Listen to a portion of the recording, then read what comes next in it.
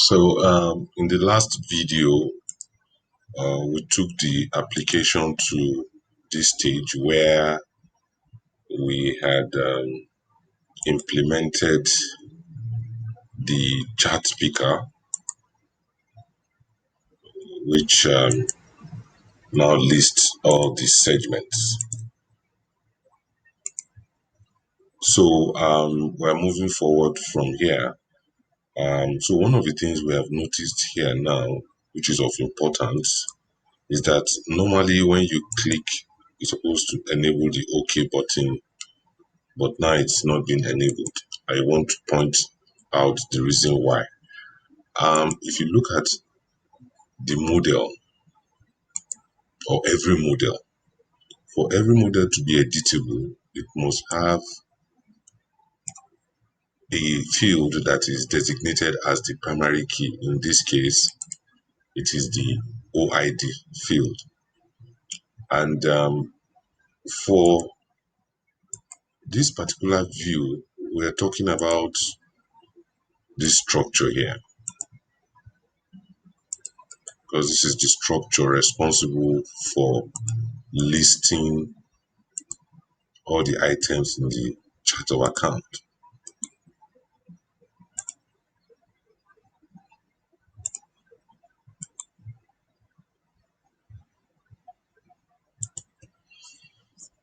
So this is the primary key. Now, one thing you will have noticed was that when we were filling in the code that is supplying this structure to the UI, we didn't fill in the primary key. So in order to do that, we need to come here and do ID, which is equals to.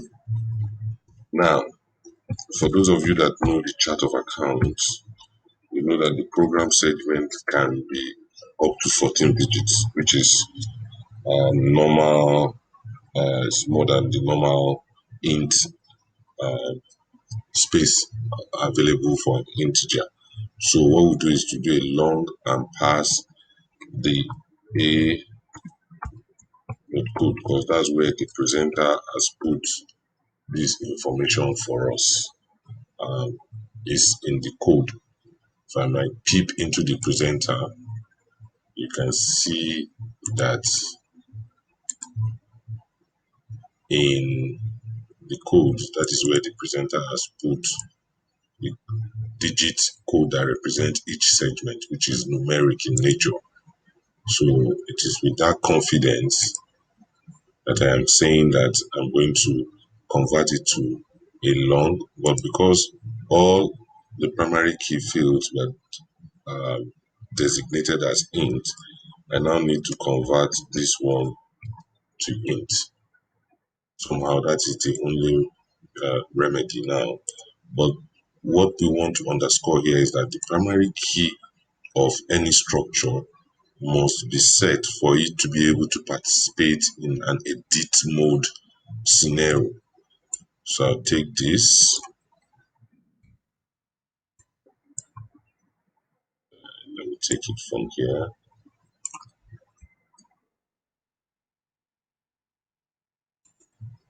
Paste it here. Paste it here. The segments, I do it for all the segments. Now, the reason why I'm not going to be bothered with all these extra fields is that it just occurred to me that there is no scenario yet until we are trying to implement the save. It is only when we get there that we might need to have a handle on this. But for now, I am confident that nothing is going to talk in the presenter. There's nothing that is having a handle on this that we either want to get or set it. So I'm confident. That's why I've left it empty. Even these ones that I did here, even if I had not done anything, there's nothing there that actually is required in the scenario that I am going to use to achieve what I want to do. So let me build this, and hopefully by the time we go back to the UI, you see that the OK button will now be enabled.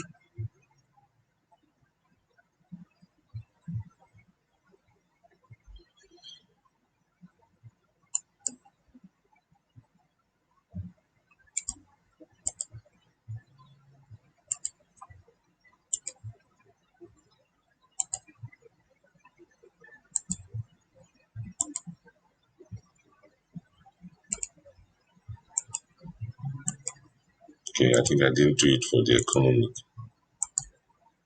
The other one is done. Let me do it for the economic.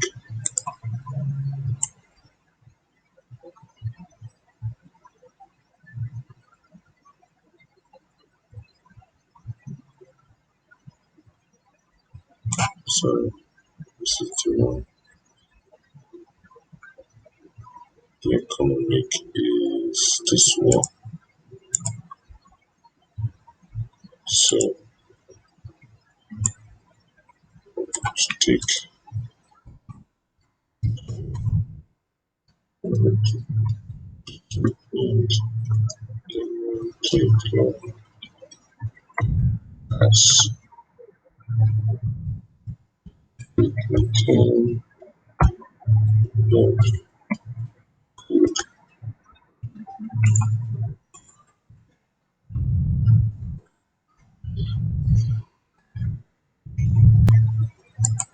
So go back here now.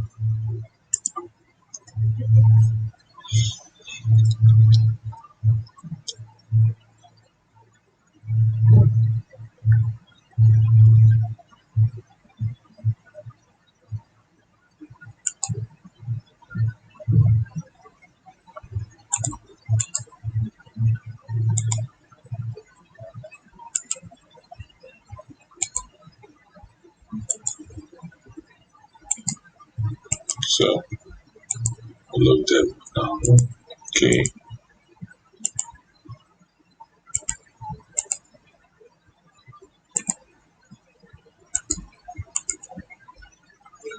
So that's it.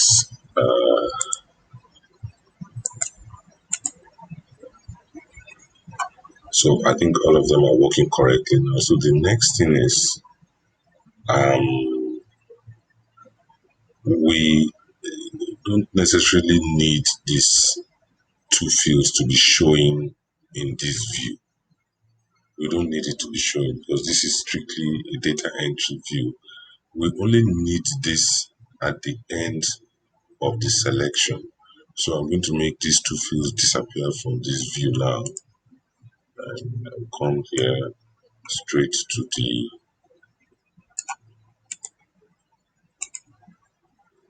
application model.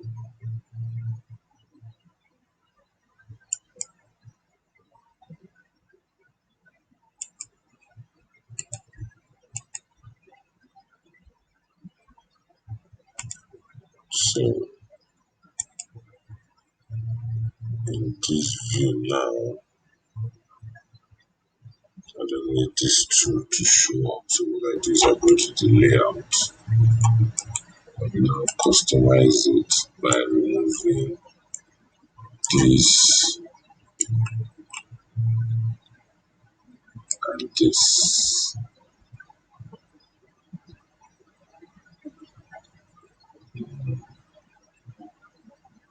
Okay, on the second thought, let's leave it there.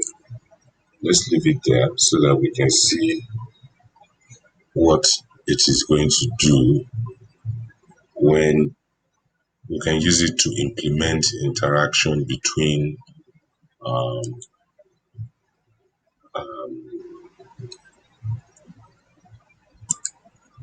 within the UI. Let me show you what I mean.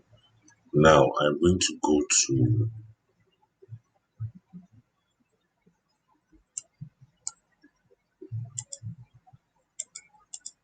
for this view model. I'm going to say that the economic segment should immediately post back once it has been selected.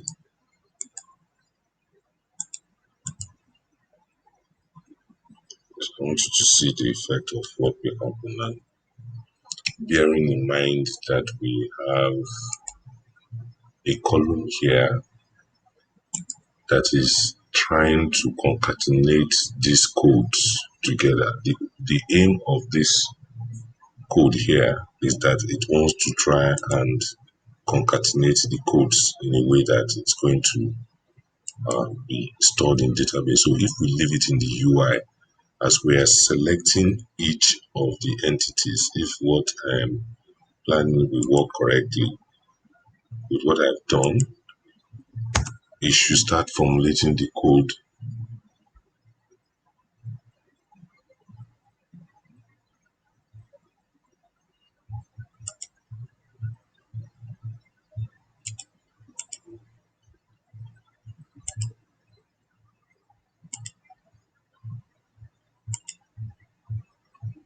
So let's see what your documentation. Okay, error occurred.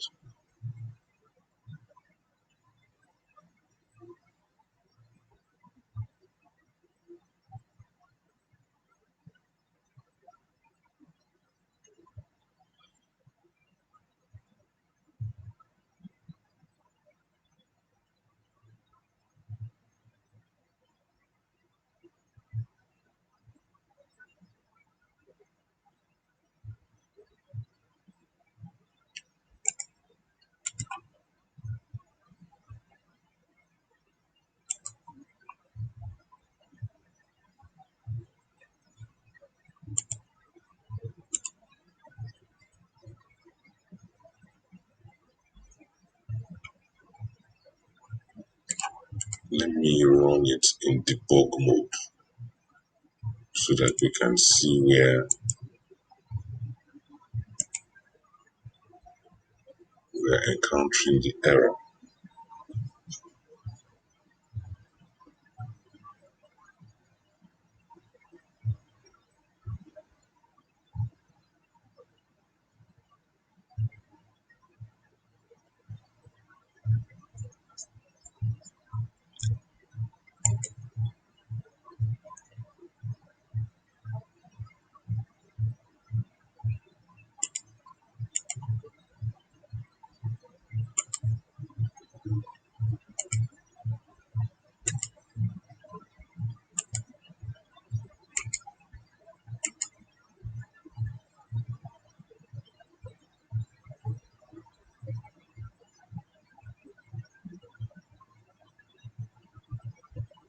Value was either too large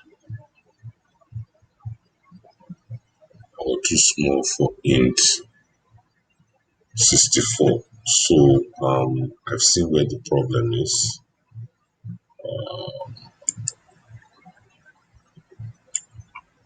We don't need to implement this code again because we have separated the display from the code. So that code there was required because I wanted to switch the UI and only display the value. So this one now I need to amend it to conform with.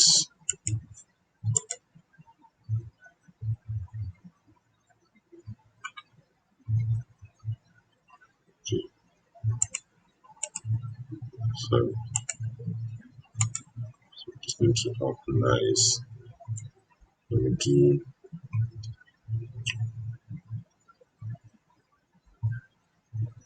so the display value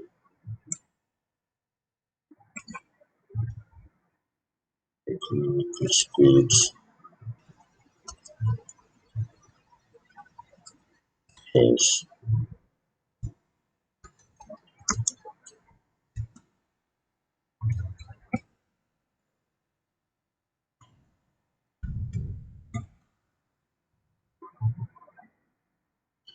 So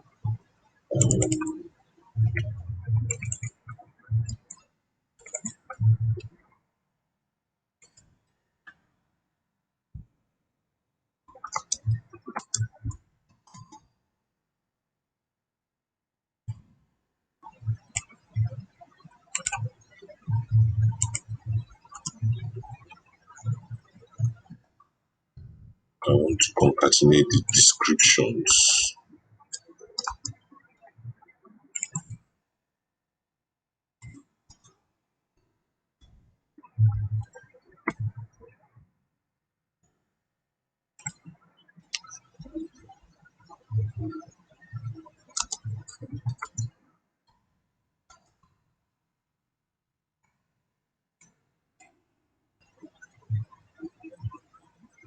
So we don't have else here. Okay, there's no need for else. Once it is not there, we don't include it in the description. So let me remove all the else.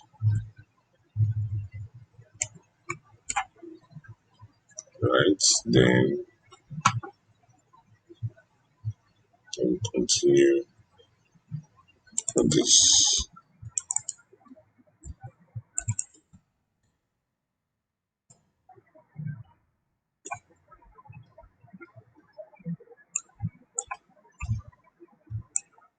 When I'm through, you see the output of what I'm doing. So just follow along as I am doing it, and you can check the code much later at code comment in AWS.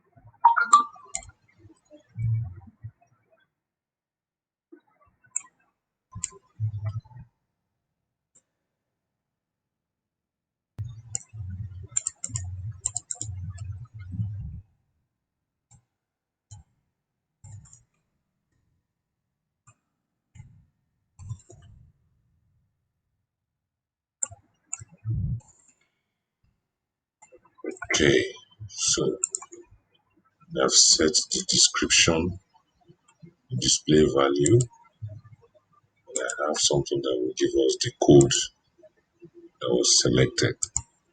And don't forget the default display of this model from anywhere it is referenced is that display value. So let me build save function F6. Then anytime you debug, it kills the server process that allows you to run it without debugging. So you have to go into the right click on the project, view in the browser again. So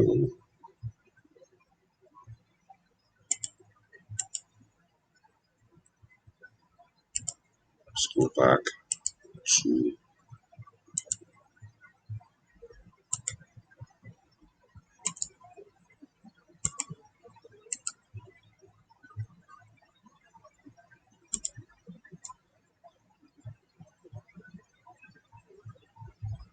okay, let me run it in debug mode again. The importance of debugging takes you to exactly where the error occurs so you can make appropriate adjustments.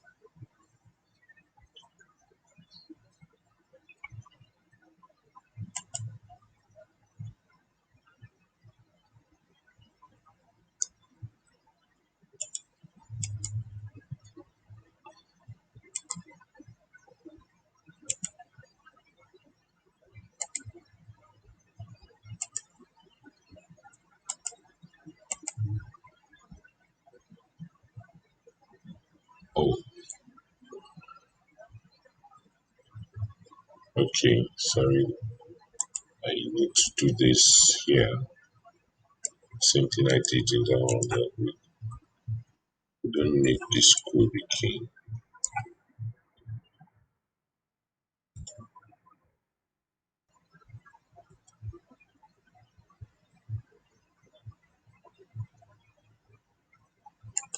So let me just still run it in debug mode so that I know that.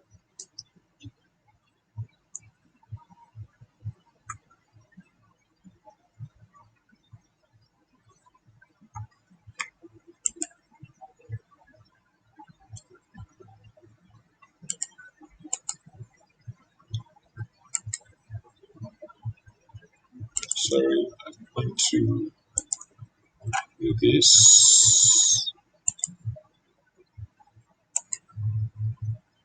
So you can see that it is already picking up no code. So now if I do this, what happens? You can see it has done taking part of the code and it's now a dynamic interface.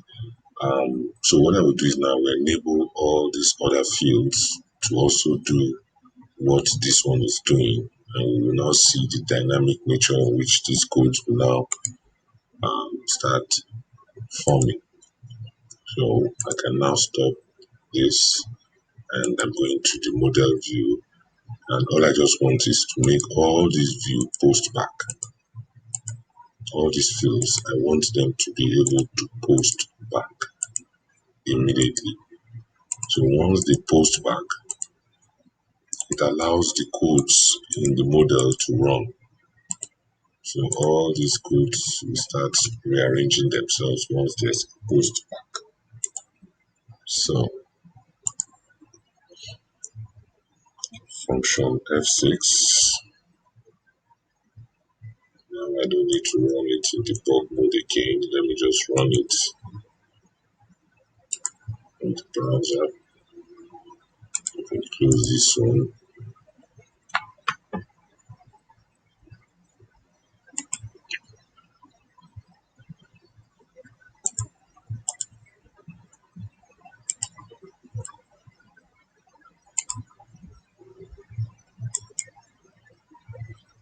So pick economic,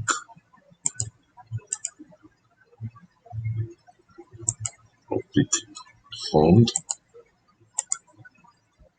You see, it has also concatenated the fund.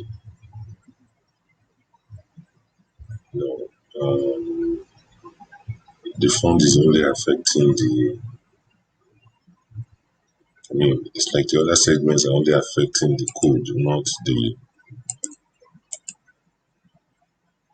okay, so there's something wrong with this one. Let me see.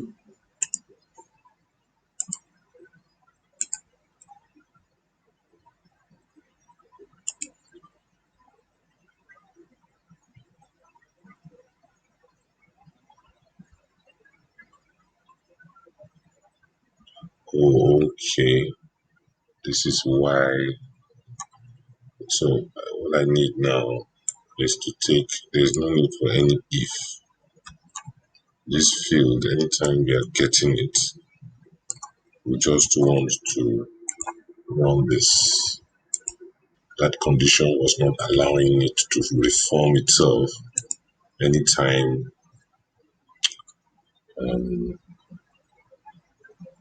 we do this. So we save and we build.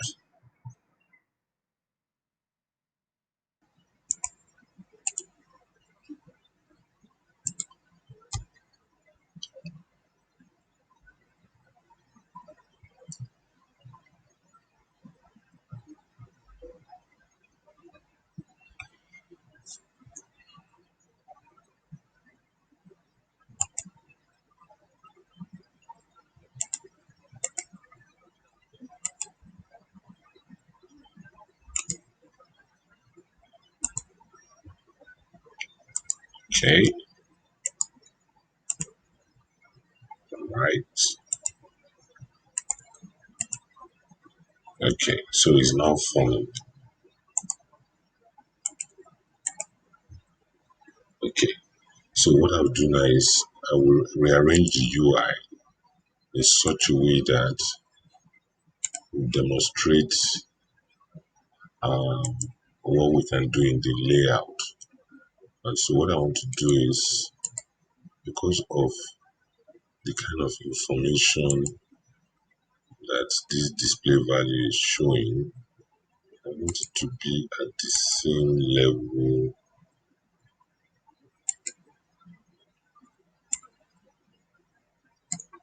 as this.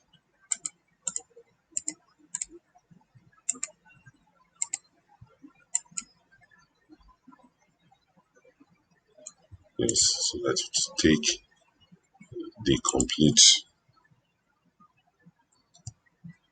button. You have better room for display.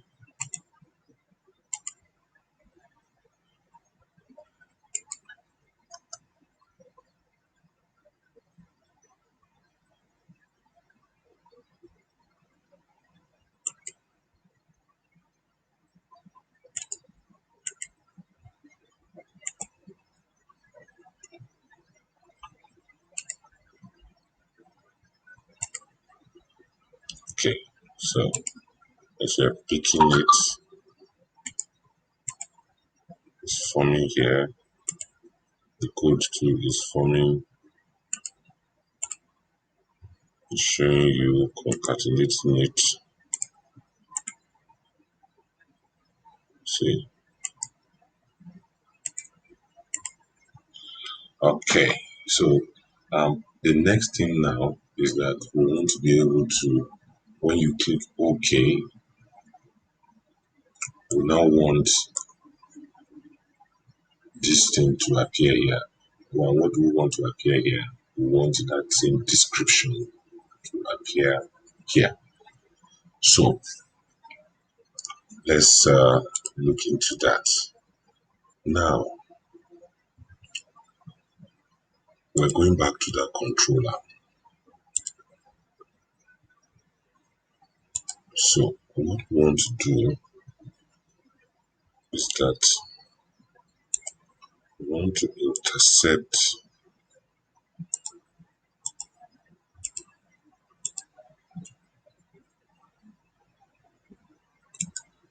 we need to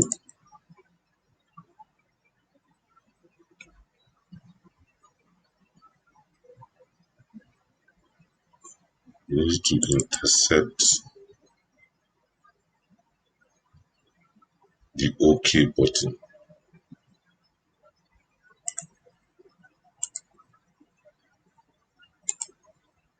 When you pick this, you want to intercept this button. And how do you do that? Let me copy it from, I think I used it in variables. Yes.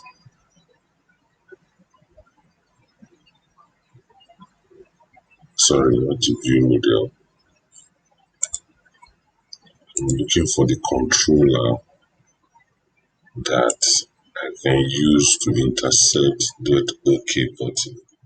So I used it, I think, in the detail view of the line item of, yes, this is it. This is the object. They call it the dialog controller. So I'm going to take it to my own view and define it here. And in one of the videos, I remember explaining that to have a reference to a controller, you need the frame.get controller, and you normally put it in the unactivated event. So I'm going to come here and put the code here, and I am particularly interested in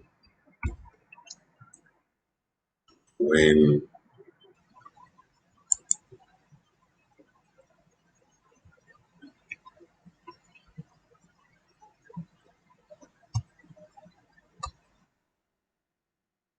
in these actions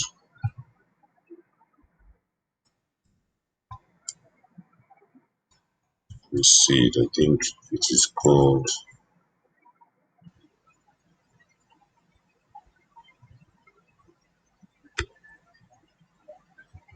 yeah, I think look at it here. It's the accept action execute.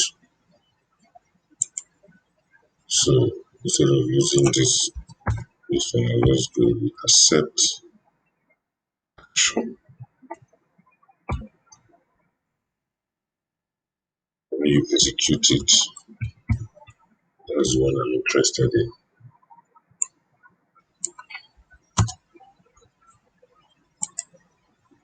Now, what do we want to do when this action is executed? We now need to, this is where we need to now think a little bit whether this controller will be useful for this chart view model, will be useful to be used in other places you want to pick charts, or it will only be dedicated to saving information on this page for this subhead, right? Right now, when you click execute, and what we want to do is we want to return it back. So what we do is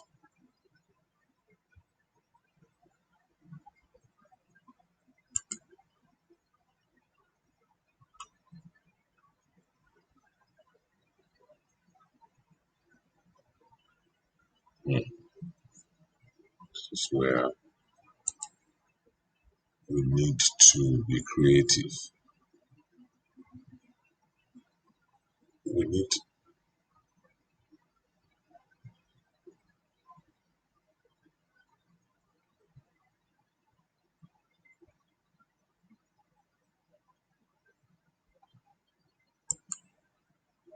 okay, I think what I need to do is go back to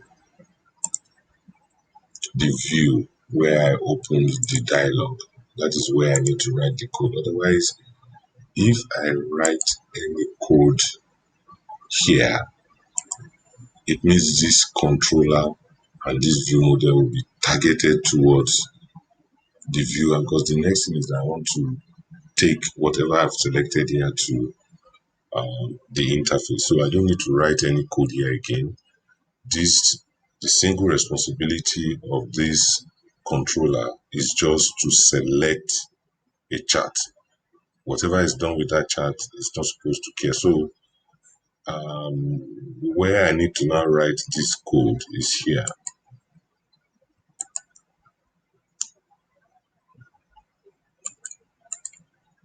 I need to write it in the detail view. Yes. So don't forget it was a pop-up we opened. So there's an event called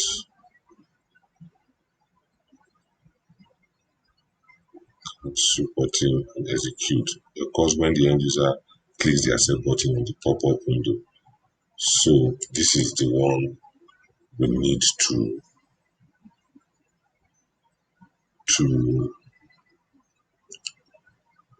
write the code. So now from this view now, I want to get a handle on the model, the chart model,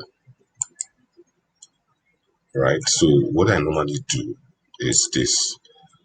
I will do, if I just want to set a breakpoint to see whether from here now I can actually see, because now I am in the context of this view. I'm in the subhead view model now. So, and I want to see, from this view model, I want to be able to relate with anything that is in this pop-up window. So this event that I just opened here now is the event that is going to be transferred to this view once I click this OK button. So my own belief is that I should be able to have the access to the view model on this chart view, on this model, in this event. So let me see, put a breakpoint here. and run it in debug mode.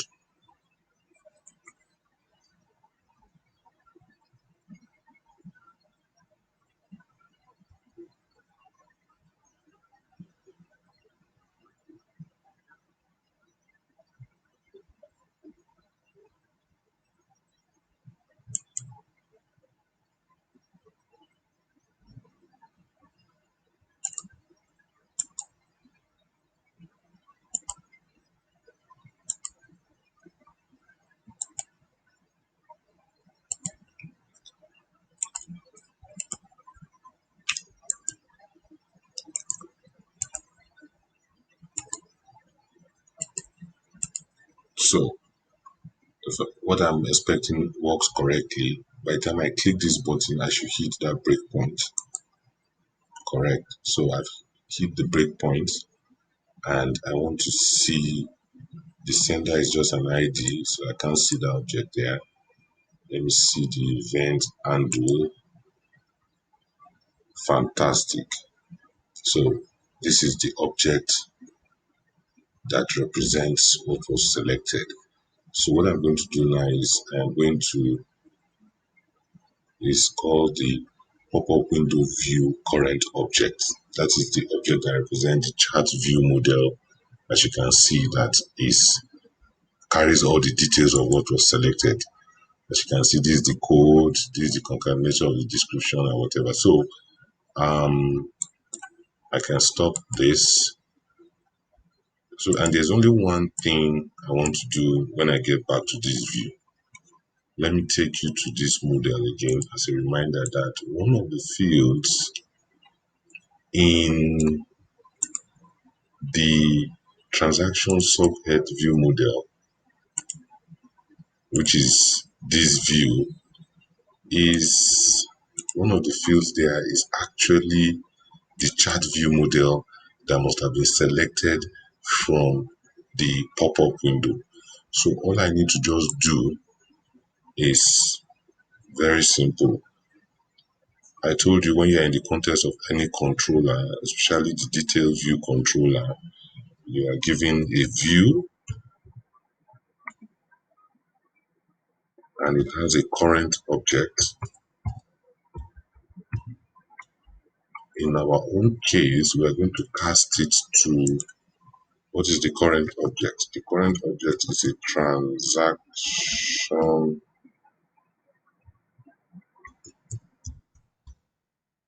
subhead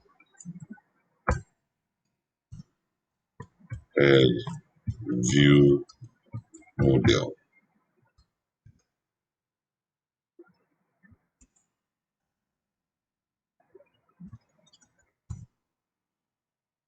That's the current object on this page. And once we cast it, or another way of doing this, which is more intuitive, is to do it like this and just say var current object is equals to view then as the view model. So what do we want to do? We want to say current object dot the chart is equals to what is in the event that is called the current object also. So the only thing now is we need to now cast it to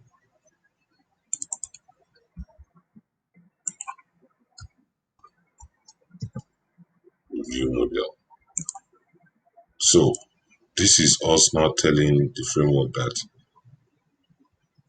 when give us the object that we wanted to put select a chart for, and in that object, that field called chart, this is what is coming from the pop-up window as the chart. So we set it function F6.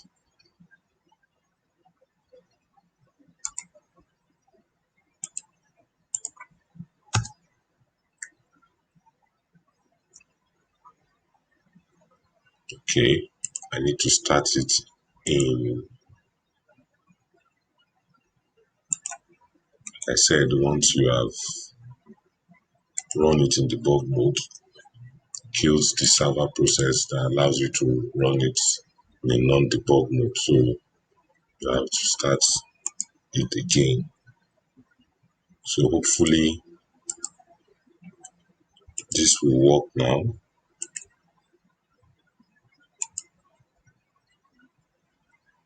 Let's assume we're just going to pick some fields here.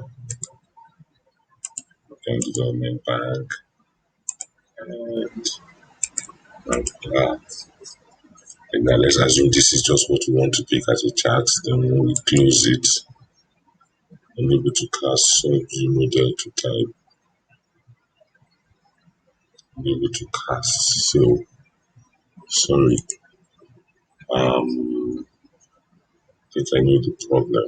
This,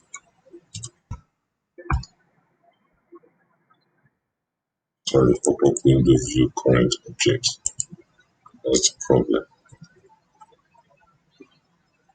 The current object will still point to this view's current object, but this one is specific to the current object in the pop-up window. So it should be okay now.